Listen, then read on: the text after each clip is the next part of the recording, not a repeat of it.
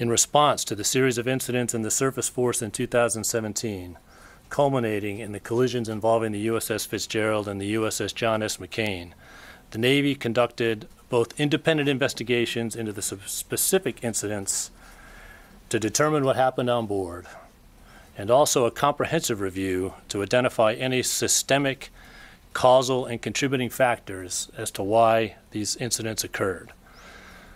Both of these efforts developed the actions needed to prevent them in future operations.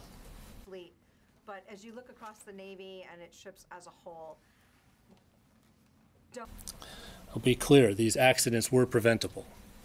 The causes for the collisions included a failure to plan for safety, a failure to adhere to sound navigational practices, a failure to execute basic watchstanding principles, a failure to properly use available navigation tools, failure to respond deliberately and effectively when in extremis of collision, a loss of situational awareness in high traffic density, failure to follow the international rules of the road, and for John S. McCain, insufficient knowledge and proficiency of the ship's steering system.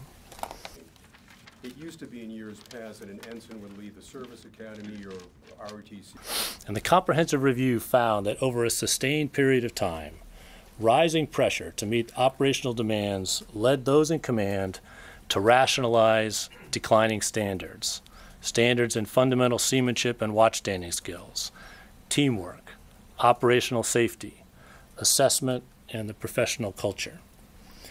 This resulted in a reduction of operational safety margins.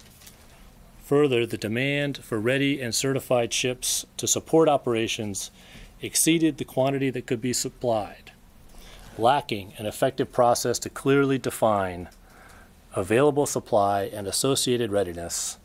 Steadily increasing risks were not understood or appropriately mitigated as these ships were routinely assigned to high priority, short notice tasking. Say that you and the Navy own the problem, and we understand. There is this slow degradation that happens, and what you end up is a process where you become a situation where deviancy becomes normalized. If you can't meet the or you don't meet the standard, the absolute standards, you come up with a system of standards that you do meet. So we're aware of this. I do own it. We're taking firm corrective action, and we'll get this right. All due respect. Recommendations in terms of next generation software, autonomy, things like that to reduce the... And the Navy is absolutely committed to doing everything possible to prevent a tragic loss like this again. We should never allow an accident like this to take the lives of such magnificent young sailors and inflict such painful grief on their families, the Navy, and the nation. We must get this right, and we will. We own this, and we're moving out.